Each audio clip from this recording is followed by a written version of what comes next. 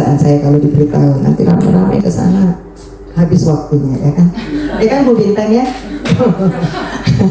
Terima kasih juga ada ibu yayasan saya di sini. Beliau hadir. Saya melihat tadi, berarti kalau saya telat nggak apa-apa ya. Saya sengaja pakai celana hitam, kenapa? Karena langsung masuk kantor. Nah, berterima kasih buat segala Indonesia yang baik. Tetapi kita boleh melihat bahwa hingga detik ini masih banyak jajahan atas kita. Benar? Atas agama, gereja, di mana-mana. Tapi itu tidak menjadi problem. Karena memang itu firman Tuhan bilang, semakin engkau kuasa, semakin engkau mengalami banyak-banyak masalah. Semakin engkau setia perkara kecil, semakin aku luaskan perkara yang besar. Jadi jangan mau yang kecil-kecil, amin. Tangkap cakalang-cakalangnya, kata orang Manado. Tangkap jangan ikan terinya, tapi tangkap yang besarnya. Kalau sudah engkau mendapatkan yang kecil, katakan, iya Tuhan, aku percaya yang besar turun atasku. Amin. Sehingga saya katakan kemarin, Kristus yang memerdekakan. Itu tema yang saya bawa.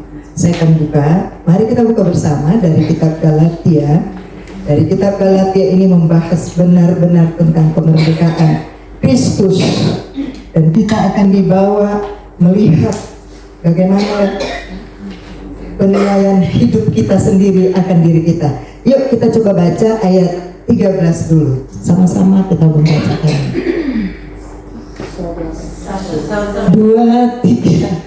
Ya, saudara-saudara, memang kamu berarti tetapi janganlah kamu menggunakan kemerdekaan itu sebagai kesempatan untuk kehidupan dalam dosa. Melainkan layanilah seorang hambanya yang oleh kasih. Kristus memerdekakan. Dalam ayat ini ada 3 poin yang saya ambil. Yang pertama katanya di sana kita dipanggil untuk apa? Untuk apa? Untuk merdeka. Siapa yang tahu di sini arti merdeka? Merdeka, merdeka. Tapi tahu nggak artinya? Bebas dari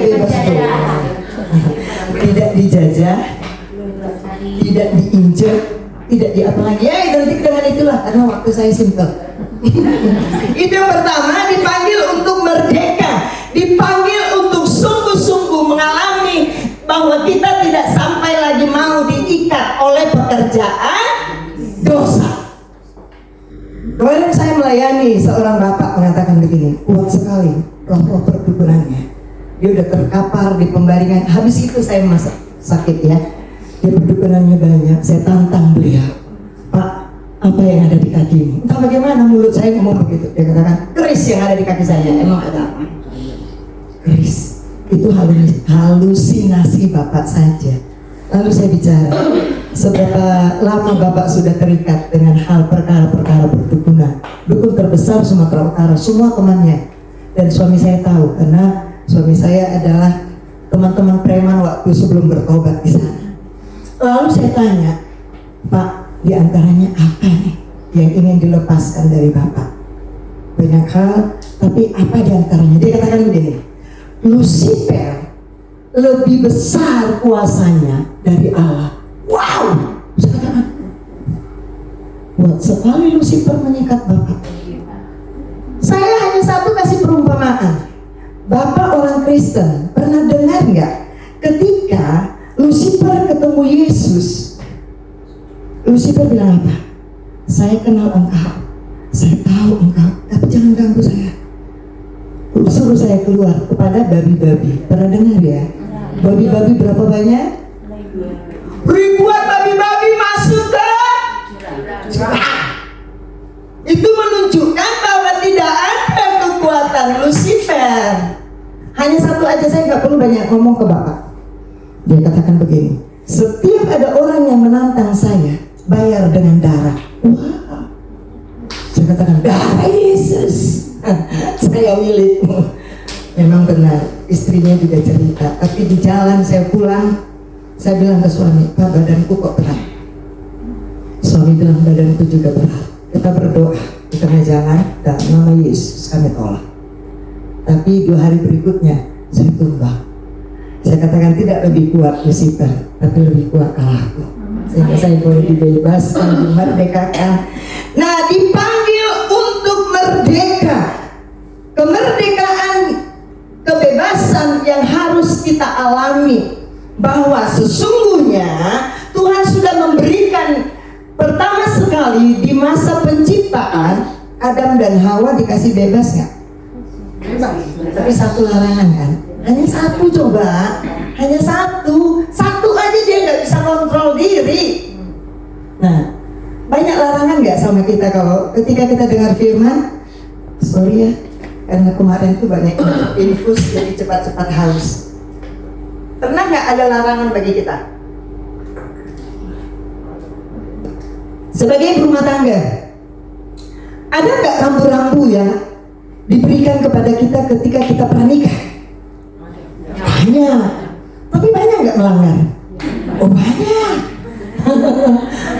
Banyak diberikan peraturan demi peraturan, tetapi karena banyaknya peraturan, banyak pelanggaran. Nah, itu yang membuat kita selalu dijajah. Salah satu penyebab hancurnya rumah tangga apa? Apa? Uang adalah akar dari segala kejahatan. Oleh karena memburu uanglah banyak orang menyiksa diri. Nah, tanpa kita sadari, kita sebagai orang Kristen, kita tidak mencukupkan apa yang ada pada kita, seperti doa Bapa kami. Apa doa Bapa kami? Cukupkanlah pada kami, ya kan? Allah tidak pernah tutup mata, tetapi kita sendiri yang mengundang penjajahan itu terjadi. Kita seringkali menjajah diri kita tanpa kita sadari. Kita terbawa arus, kita membuka peluang kepada pekerjaan yang tadi dibilang Bapak itu, sehingga Bapak itu mengakui bahwa Lucifer lebih besar dari Allah, sementara yang ciptakan Lucifer itu Allah. Dari mana ceritanya? Ya kan? Nah, Allah itu sudah memerdekakan ibu-ibu semua, bahkan saya pribadi sudah dimerdekakan, sudah tidak dijajah. Tetapi kenapa kita sering mengundang jajahan itu masuk pada kita? Yang salah siapa? Yang salah siapa? Kenapa? Karena dikatakan yang kedua, jangan pakai kemerdekaan itu, jangan kamu pergunakan kemerdekaan itu sebagai kesempatan untuk kehidupan dalam dosa. Ini yang tidak kita selalu evaluasi.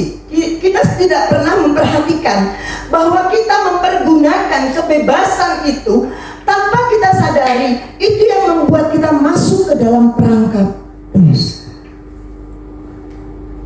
Yes. Allah itu baik banget, sangat baik. Dia sudah membebaskan kita, mengampuni kita, dia sudah menyucikan kita, sehingga dikatakan dosamu semerah kirmisi sekalipun, dia Allah, itu kata kitab Yesaya, dia Allah apa? Akan menyucikan seputih salju. Sehingga dengan kalimat itu kita sembarangan. Hari ini Tuhan kan maha pemurah, Tuhan kan maha pengasih, Tuhan kan maha pengampun. Iya, betul. Tapi hati-hati, jangan sampai tongkat gembalanya mengetok kita. Satu kali diketok bisa langsung betul? Satu kali diketok kita sedang ada di atas. Apalagi kalau 2 kali, 3 kali diketok. Gimana itu? Ya. Hanya 1 kali jadi sentil telinga kita, bisa stroke. Apalagi kalau 2-3 kali, saya nggak ngerti lagi. Jadi kita jangan mempergunakan kemerdekaan itu untuk berbuat dosa. Saya hingga detik ini nggak berani melawan suami dalam bentuk apapun. Kalau saya mau ke mall, mau kemana, berpakaian agak dia lihat tidak benar, bisa jauh rambut saya, kalau saya bentuk-bentuk, mau ke pesta ini, udah bagus, sudah rapi, udah cantik kali nih putri nih. Pas mau ke mobil, kamu berbeda, cuci rambut kamu. Wah, dia nggak suka saya berbeda. Saya akan tetap seperti apa yang ada sayanya. Apalagi kalau saya pakai baju yang agak-agak keren gitu, dia katakan, wow, gak sadar apa lu hamba Tuhan? Oh, salah ya Pak? Yaudah ganti. Nah, sekali kalau sempat saya melawan, ngomong aja atau ngomel aja, dia sakitnya dalam banget. Jadi saya lebih bagus saya yang sakit, jadi cukup satu yang sakit, jangan sampai dua. Kalau dua yang sakit, anak saya kontaminasi kan. Ada apa ini papa mama saya? Jadi cukup saya diam. Langsung hati yang gembira adalah obat. Udah hilang yang tadi. Benar. Sekali kita nyanyi karena kita tahu di atas puji-pujian dia hadir, dia bertata. Jadi cukup nyanyi aja, gerakkan rohmu bernyanyi buat Tuhan. Maka engkau tanpa kau sadari menghadirkan kekuatan Allah, kekuasaan Allah, dan kita dimerdekakan. Apa yang tadi menjadi sakit hati, plus cepat hilang. Jadi nggak perlu menyimpan sampah. Itu terkadang tanpa kita sadari masalah kecil, tapi sakit. Sepele kayak kemarin, saya cuci mobil, memang saya salah sih nggak pakai sabun mobil ya. Saya pakai sabun yang di belakang cuci piring. Kalau saya jujur pasti dia marah, tapi saya nggak jujur lebih marah lagi. Pakai sabun apa tadi? Sabun cuci mobil. Yang benar, iya. Dia pergi ke tempat bagian mobil. Yang mana sabunnya? Ketahuan. Satu hari saya nggak disapa. Saya katakan, Pak, makan siang yuk. Makanlah di situ. Saya sudah kenyang. Haleluya. Saya tertawa. Malamnya dia kasih senyum ke saya. Selamat malam. Oh iya, malam udah hilang berarti. Ya, yang pertama kita dipanggil untuk merdeka. Artinya jangan beri peluang hidup kita terikat kepada dosa. Ada satu ayat mengatakan, apa yang engkau ikat di bumi terikat di surga. Engkau mengikat dirimu dengan kenyamananmu. Nyaman nih kalau punya duit banyak nih. Saya justru nggak nyaman kalau punya duit banyak. Saya takut banyak yang minta gitu. Iya, saya nggak nyaman kalau punya duit. Tapi saya nggak punya duit. Ya, ini nggak aja dompet mama nih. Oh, mama nggak ada duit, akhirnya diisi sama anak saya. Kalau gitu, nggak nyaman kan? Tapi kalau kita nggak punya duit, kemana aja enak bebas. Tapi kita nggak sadar, kita sudah mulai merusak. Roma 12 ayat 1 dan 2 begini mengatakan, hidup kita ini harus kita persembahkan kepada Allah. Satu ibadah yang sejati, persembahkan hidupmu bagi Allah. Tiap hari persembahkan bagi Allah. Saya kalau merepet aja takut. Cuma kalau di sekolah saya galak ya Bu. Mungkin karena di rumah saya sering di sekolah saya jadi gitu. Nah, sesuatu hal yang Allah mau dalam diri kita, berikanlah hidup kita itu bebas dikontrol oleh Allah. Jangan dikontrol oleh pikiran. Pikiran kita ini terkadang tanpa kita sadari sudah merusak banyak hal. Ya, buka Shopee rusak nggak? Buka Lazada, TikTok, buka semuanya. Murah kok, cuma 25.000, cuma. Besoknya, cuma 75.000, cuma. Akhirnya kredit cardnya habis. Pas ditagih, dia yang marah sama tukang kredit card. Sama seperti kita berutang nih sama orang. Ketika kita tagih, kita yang takut. Bukan yang punya utang yang takut sama kita. Gimana sih ceritanya? Kok saya yang dimarahi? Menerimanya enak. Kita menerima kebebasan itu enak, tapi ketika dipercayakan, bisa nggak? Makanya banyak orang Kristen percaya kepada Allah, tapi Allah nggak percaya kepada dia. Iya apa iya? Iya apa iya? Terlalu banyak orang Kristen. Aku percaya ada mujizat. Yes, kata Tuhan. Aku percaya Tuhanku dahsyat. Semua orang tahu betul. Perbuatan ajaib yang dikerjakannya. Aku percaya ada mujizat. Satu kali bernyanyi. Besoknya nggak ada mujizat itu. Tuhan bilang, hei, akui dulu dosamu. Kemarin kamu tuh maki-maki suamimu, maki-maki anakmu, maki-maki temanmu. Akui dulu dong kesalahanmu. Baru aku yang punya kasih memberi pengampunan. Baru ku beri apa yang kau minta. Ketika engkau ketok, telingaku mendengar kok, gak usah kau kuat. Ketika engkau menjerit, menangis, gak usah kuat-kuat, aku mendengar. Nah, yang dimerdekakan, saya ambil satu perumpamaan Tuhan Yesus tentang hakim yang lalim. Siapa yang tahu tentang hakim yang lalim? Yuk maju yuk, nanti saya kasih permen Mentos.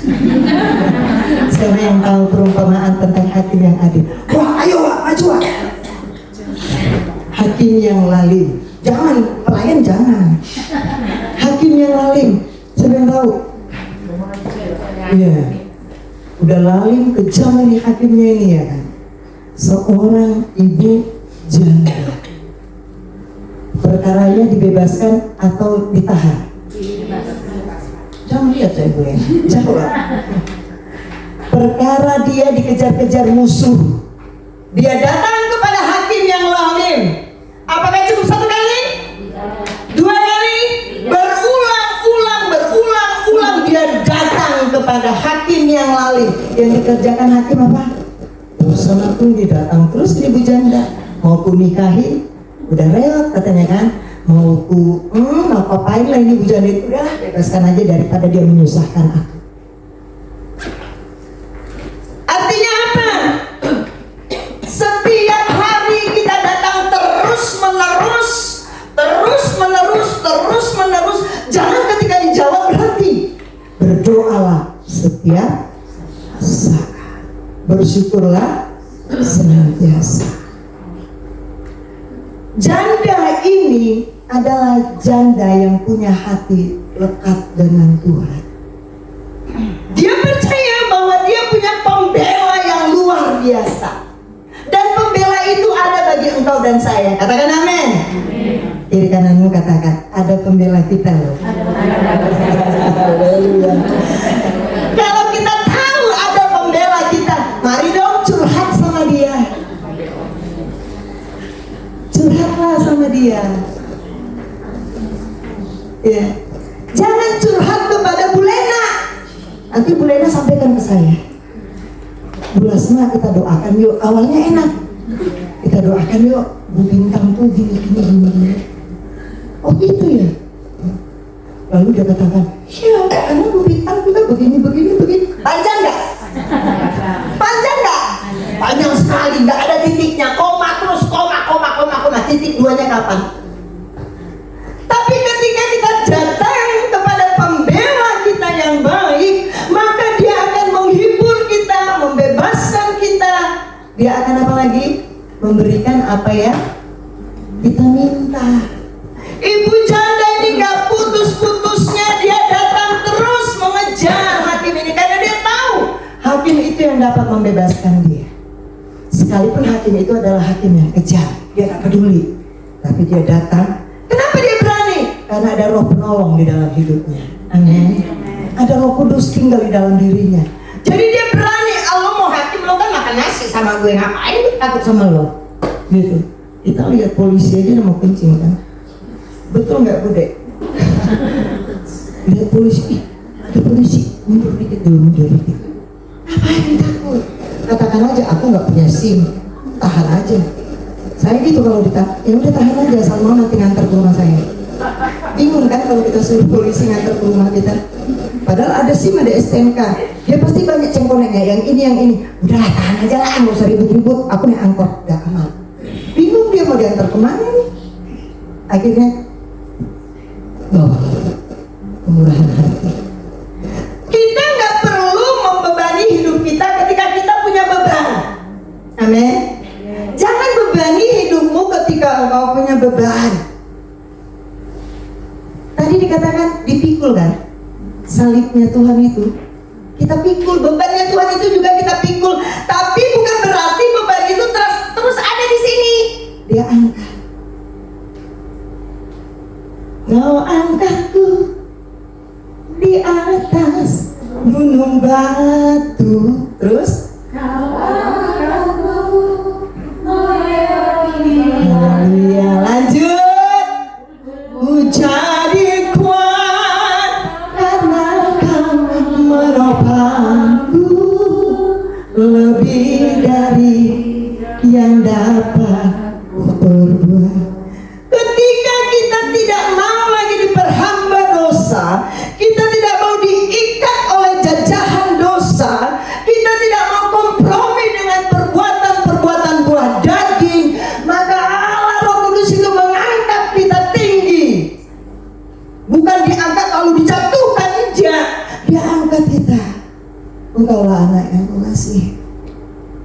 Aku mendengar kok, seorang ibu janda langsung mendapat jawaban. Anda butuh jawaban? Mau merdeka? Libatkan Tuhan. Ikat dirimu pada Tuhan. Jangan ikat dirimu pada pikiran. Katakan engkau lebih besar dari segala-galanya.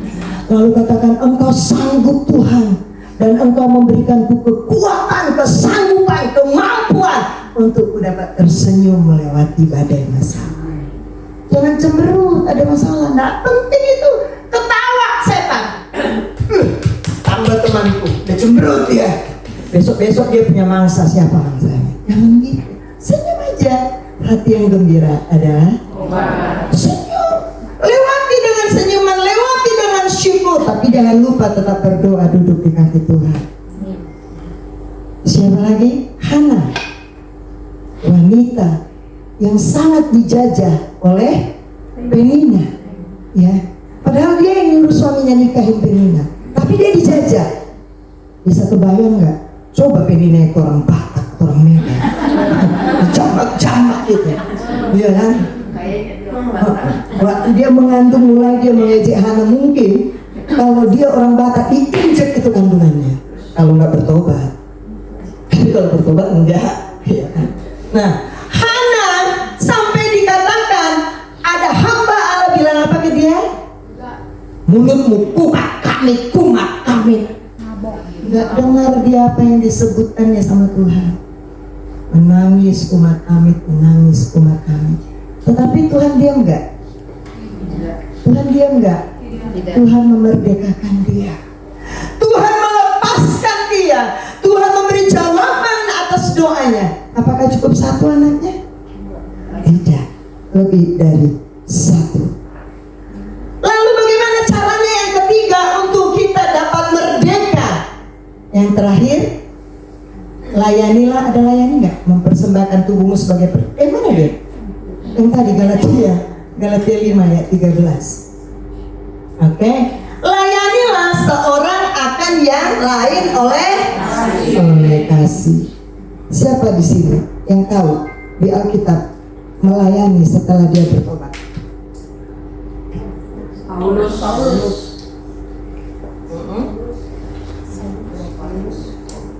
Paulus sangir ya. Ada lagi kitab Lukas. Zakheus orangnya pendek. Tapi Zakheus, saya punya catatan di sini sangat luar biasa. Satu kali dia bertemu dengan Yesus, nggak berulang kali. Satu kali dia bertemu dengan Yesus, tetapi dia membuka diri begitu luar biasa sehingga Yesus katakan, aku mau menumpang di rumahmu. Kalau ada orang mau menumpang di rumah kita, pasti kita banyak tanya. Tanya dulu, asalnya dari mana dan kenapa? Takutnya nanti di rumah ini dia mencuri. Takutnya sinetron kali ya. Takutnya nanti di rumah ini dia culik anak kita. Takutnya. Zakheus tanpa banyak bertanya apakah benar ini Yesus atau tidak, tetapi dia yakini inilah orang yang selalu diceritakan. Sehingga Zakheus mengatakan, monggo rajaku, silakan nginap di rumah. Dia melayani atau tidak? Dia melayani. Lalu yang kedua, Zakheus mengatakan, separuh atau seluruh dari hartaku akan kukembalikan kepada orang yang sudah kusakiti. Melayani nggak itu? Melayani. Jadi jangan ada orang yang kita sakiti, kita malah menyakiti sama gilanya. Ya, orang memaki kita memaki lebih keras lagi sama gilanya. Gak ada yang sehat. Kita butuh sehat kan? Sehat cara berpikir, bertindak, berperilaku. Kita butuh sehat. Nah, Zakheus adalah orang yang melayani, yang selalu dihancurkan ekonominya. Zakheus tadinya begitu terikat dengan materi, tetapi ketika ketemu Yesus, materinya dia bagi-bagi. Memberi diberkati. Menerimanya nggak diberkati, tapi ketika kita memberi, kita akan diberkati. Saya kalau ada orang kasih aku ini air bersih, terima kasih, Tuhan Yesus memberkati. Apalagi dikasih 2 galon. Berapa minggu itu habis? Ya. Kalau kita memberi, bukan berarti kita akan jadi miskin, tidak. Karena kita sedang menanam saham pada kerajaan sorga. Saham itu kelak akan dibuka, sudah menuai banyak. Jadi jangan belajar pelit, belajar lihat kiri kanan. Mana yang butuh saya bantu, mana yang perlu pertolongan tanganku. Jangan, mana yang bisa saya ambil. Jangan gitu.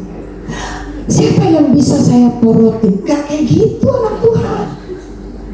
Tapi kita harus bertindak. Aku punya 1, yuk kita bagi 2. Apalagi punya 2, dapat 1. Ya, kalau orang nggak suka memberi, wajahnya nggak cerah. Kelihatan. Karena dia pikirannya hari ini, hari esok, hari Minggu, hari ini, berputar-putar di situ. Kalau saya nggak takut, saya nggak punya uang. Biar kosong dompet saya, umpamanya saya pergi kemana, saya nggak takut. Karena saya tahu penolongku ada. Tiba-tiba ada yang datang, Bu pendeta Sugarani ya? Iya. Oh, aku udah lama kenal nama ibu. Tiba-tiba, Bu ada sedikit berkat. Siapa yang nyangka itu? Apakah karena hamba Tuhan? Tidak. Saudara, kita semuanya ini hamba Tuhan. Ya. Siapapun kita bisa Allah berikan berkatnya tercurah, karena menjeritlah seperti seorang ibu janda tadi tiap hari datang ke kaki Yesus. Jangan menjerit marahin suamimu. Gak cukup ini, kasih 5 juta gak cukup, 10 juta gak cukup. Berapa cukupnya ya? Akhirnya suami kita bilang, Tuhan, di rumah nuntut terus, sementara di luar, Mas mau kopi. Hanya dikasih kopi, udah kelepek. Padahal di rumah dikasih makan, dikasih kasur, dikasih lain-lain ya kan, dicuciin baju. Ini hanya dikasih, Mas mau kopi. Tangannya digini. Wih, hanya kopi bisa lunak hatinya. Sementara di rumah dikasih capcay, ayam goreng, gak lunak hatinya. Kenapa? Karena istri nuntut terus, suaminya dijajah terus. Suaminya dituntut terus, kasihan suaminya. Jadi kalau suaminya udah kurus kering begini, kenapa Pak? Enggak. Pak, kenapa? Oh, enggak. Belakang gini. Kalau kita udah tahu ada sesuatu. Akhirnya kita nggak tanya. 10 menit kemudian, Bu, sini Bu, aku mau cerita. Tadi ditanya nggak mau cerita. Sekarang ada apa? Cerita. Terlalu banyak sebagai istri juga kita menjajah suami kita. Iya Pak ya? Iya.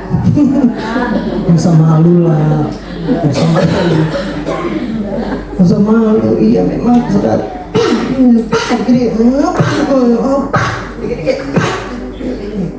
Mamanya Islamnya bilang iya, tapi sebentar lagi awas kok ya. Nah gimana tuh? Kalau suami kita maunya diam-diam, sudah. Jangan dijajah siapapun itu, dan kita pun jangan sampai dapat jajahan. Bebanku terlepas. Ada pujian itu sangat enak. Kenapa? Karena kita datang kepada pembela kita yang adil. Kita datang kepada penolong kita yang tidak sama dengan penolong di dunia ini.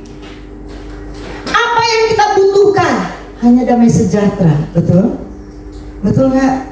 Kita punya uang, punya mobil, punya harta benda, kalau nggak damai gimana? Punya ikan asin damai, pakai totol-totol terasi deh, enak damai. Butuh kedamaian. Apalagi masa-masa terakhir ini, ngapain kita pusing dengan berita-berita yang memusingkan? Karena berita kita juga sudah pusing kan? Cukuplah apa yang kita alami, kita berdoa menjerit sama kaki Tuhan. Lalu bagaimana caranya untuk kita dapat selalu mengalami kemerdekaan itu? 1 Korintus 3, coba kita baca 1 Korintus 3. Ini adalah satu cara untuk kita dapat dimerdekakan. 5 menit lagi Bu ya. Ya. 1 Korintus 3, kalau ada yang udah dapat tolong dibaca ayat 16 dan 17. Ada yang dapat? Tidak tahukah kamu bahwa kamu adalah bait Allah dan bahwa Roh Allah diam di dalam kamu? Terus 17. Jika ada orang yang membinasakan bait Allah, maka Allah akan membinasakan dia. Sebab bait Allah adalah kudus dan bait Allah itu ialah kamu. Bu, coba ulangi ayatnya, saya salah. Bukan 1 Korintus, 2 Korintus 3. Ayo Bu, ulangi lagi Bu. 2 Korintus 3, 16 dan 17. Tetapi apabila hati seorang berbalik kepada Tuhan, maka selubung itu diambil daripadanya. Amin. Terus? Sebab Tuhan adalah Roh, dan di mana ada Roh Allah, di situ ada kemerdekaan. Kiri kananmu katakan, adakah Roh Allah dalam hatimu? Semuanya ada ya. Nah, dikatakan pada ayat ini bahwa sesungguhnya apabila hati seorang berbalik 100% kepada Tuhan, maka selubung itu diambil daripadanya. Lalu yang kedua dikatakan ini adalah cara, sebab Tuhan adalah Roh, dan di mana ada Roh Allah, di situ ada kemerdekaan. Katakan amin. Kita merasa merdeka kalau kita meyakini bahwa dalam diri kita Roh yang besar itu ada, dan dia akan berkarya, dia akan bekerja, dan dia akan menata hidup kita setiap waktu.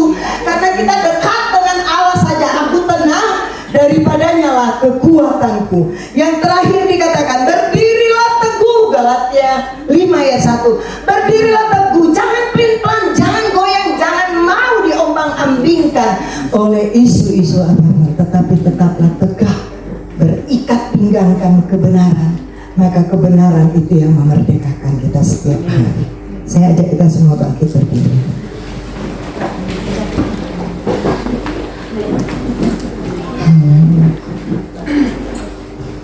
Terima kasih Bapak.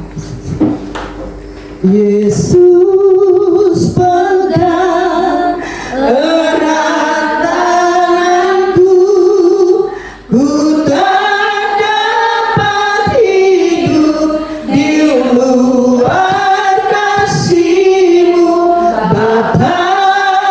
Jangan tinggalkan aku, Engkau alasan selamatku. Yesus, Yesus. Di akhir pujian saya mengundang Ibu Mala berdoa buat firman dan persembahan. Ya. Hidup di luar kasih-Mu, Bapa. Jangan tinggalkan aku, Engkau alasan selamatku hidup. Mari kita bersatu dalam doa. Terima kasih Tuhan Yesus atas segala kasih penyertaan kepada kami hingga saat ini. Kami ada di tempat ini Tuhan, tidak kebetulan. Tuhan memampukan kami untuk bisa ada di tempat ini. Dan kami berdoa Tuhan untuk Ibu Pendeta Lasma yang sudah menyampaikan semuanya. Itu membuka hati dan pikiran kami supaya kami dimerdekakan dari segala permasalahan kami. Dan hamba mohon Tuhan, mulai saat ini Merdekakanlah hati kami semuanya. Lepaskanlah kami dari segala belenggu, dari duka cita, dari segala apapun yang mengganggu hati dan pikiran kami. Kami percaya Tuhan hadir di tempat ini, mengangkat semua beban pergumulan hidup kami, mengangkat semua masalah dan persoalan hidup kami. Kami percaya rencana-Mu indah bagi kehidupan kami, Tuhan. Kami percaya apapun yang terjadi dalam kehidupan kami, semua itu seturut dengan kehendak Tuhan. Hamba percaya Tuhan hadir di tempat ini akan menguatkan kami semua yang ada di tempat ini. Berkati pelayanan Ibu Lasma juga dimanapun dia akan melayani ataupun berkarya. Banyak jiwa yang akan dimenangkannya. Dan tidak kebetulan hamba sendiri datang ke tempat ini, sangat dikuatkan Tuhan. Merdekakan hati kami semuanya di sini, lepaskan kami dari segala apapun yang mengikat kami. Dan kami tidak mau mulai saat ini untuk jatuh ke dalam dosa Tuhan, tidak mau untuk selalu bersedih, berduka. Kami ingin lepas dari segala apapun yang mengikat kami. Apa yang terikat di sini akan terikat di luar, dan kami tidak mau itu Tuhan. Kami ingin Tuhan Yesus Kristuslah yang hadir di setiap hati kami, memegang tangan kami agar kami tetap berjalan seturut dengan kehendak Tuhan. Terima kasih untuk firman yang disampaikan Tuhan. Ibu Lasma, kiranya itu menguatkan kami semua, dan di atas semuanya Tuhan ampuni kami atas segala dosa dan kesalahan kami. Kami naikkan doa kami ini dalam nama Tuhan Yesus Kristus Juru Selamat kami yang hidup. Haleluya, amin. Amin.